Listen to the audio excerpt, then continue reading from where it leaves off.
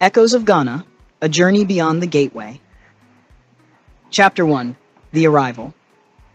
As the plane descended, a patchwork of green, gold, and azure unfolded beneath the clouds. Sarah's heart raced with anticipation. She had spent months planning this trip, combing through guidebooks and travel blogs, but nothing had prepared her for the view from above. Accra, the heart of Ghana, stretched out like a vibrant tapestry. The plane touched down with a gentle bump, and the moment she stepped off, the humid air embraced her like an old friend. The scent of the sea mixed with the rich aroma of earth and spices filled her senses. She was finally here, in the land she had read so much about, the gateway to Africa. At the arrival hall, she was greeted by Kofi, her guide for the journey. Tall and broad-shouldered, Kofi had a warm smile that instantly put Sarah at ease. He wore a traditional kente cloth draped elegantly over his shoulder, the bright colors reflecting the vibrancy of the city itself. Akwaba, he said, which means welcome in the Akan language. Ghana has been waiting for you. Chapter 2. The First Taste of Accra. Accra was alive, pulsing with energy. The streets buzzed with activity, vendors selling everything from fresh mangoes to intricate beads, taxis honking their way through the traffic, and the sound of high-life music drifting through the air. Kofi guided Sarah to her first stop, the bustling Makola market. It was a sensory overload. The colors, the sounds, the smells.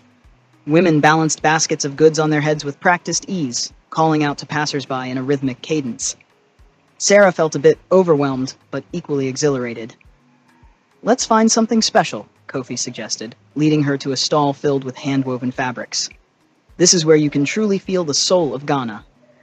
She ran her fingers over the rich textiles, feeling the history and craftsmanship in every thread.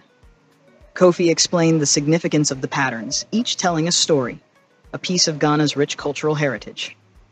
Sarah chose a vibrant piece of kente cloth, the same type Kofi was wearing, as a keepsake of her first day in Accra. Chapter 3. The Journey to the Past. The next day, Sarah and Kofi embarked on a journey to Cape Coast, a place where history's echoes still resonated through the ancient walls. The Cape Coast Castle, once a hub of the transatlantic slave trade, stood majestically on the edge of the sea, its whitewashed walls hiding centuries of sorrow and resilience. As they walked through the dimly lit dungeons, Sarah felt a deep connection to the souls who had passed through those very halls, leaving behind stories of pain and survival. Kofi narrated the history with reverence, his voice tinged with the weight of the past. "The gateway to Africa was not always a place of welcome," Kofi said, his voice echoing off the stone walls. "But it is also a place of strength, where we remember our ancestors and honor their legacy." Standing in the door of no return, Sarah looked out at the endless ocean. The waves crashed against the rocks, whispering stories of those who were taken from their homeland. It was a moment of reflection, one that would stay with her long after she left Ghana. Chapter 4. A Dance with the Culture.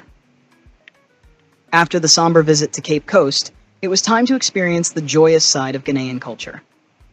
Kofi took Sarah to a small village on the outskirts of Kumasi, the Ashanti Kingdom's capital, where a traditional festival was in full swing. Drums beat a lively rhythm as dancers, adorned in colorful attire, moved with a grace that seemed to defy gravity. The whole village was a swirl of movement and sound. Sarah found herself drawn into the celebration, her feet tapping to the beat, her body swaying to the rhythm. Kofi encouraged her to join the dance, and soon she was moving among the villagers, laughing and spinning, her spirit lifted by the infectious energy around her. The elders watched with approving smiles, seeing a foreigner embrace their traditions with such enthusiasm. That evening, under a sky filled with stars, Sarah shared a meal with the villagers, feasting on jollof rice, grilled tilapia, and plantains. The food was a reflection of the land, rich, flavorful, and deeply satisfying. Chapter 5. The Call of Nature. Ghana's natural beauty was just as captivating as its cultural heritage. Kofi and Sarah journeyed north to Mole National Park, where the vast savanna stretched out like a golden sea. They set out on an early morning safari, the air crisp with the promise of adventure. As they ventured deeper into the park, the sounds of the wild surrounded them. Elephants trumpeting in the distance, birds calling out in a symphony of nature. Kofi pointed out various animals, his knowledge of the land adding depth to the experience. Suddenly, they came upon a herd of elephants, majestic and serene, bathing in a waterhole. Sarah watched in awe as these gentle giants moved with a grace that belied their size. It was a moment of pure wonder, one that made her feel connected to the earth in a way she had never felt before. As they returned to the lodge, the sun set over the savannah, painting the sky in shades of orange and pink. Sarah realized that Ghana had not only welcomed her with open arms, but had also left an indelible mark on her soul. Chapter 6. Farewell, but not goodbye. The final days of the trip were bittersweet. Sarah had fallen in love with Ghana, the people, the culture, the landscapes. Kofi had become more than just a guide. He was a friend, a teacher, a bridge to a world she had only glimpsed from afar. As she packed her bags, preparing to return home, Kofi handed her a small carved figure of a Sankofa bird, a symbol of the importance of learning from the past. "Ghana will always be here waiting for you," Kofi said with a smile. "And remember, you are now part of our story." On the flight back, Sarah looked out at the receding coastline, her heart heavy with the thought of leaving. But she knew she would return. Ghana had become more than just a destination. It was a part of her journey, a chapter in her life that she would carry with her forever. A story to tell. Back home, Sarah began to recount her journey to friends and family, her words painting vivid pictures of the places she had seen and the people she had met. She knew this story had to be shared, not just as a travelogue, but as a tale of connection, discovery, and the enduring spirit of Ghana.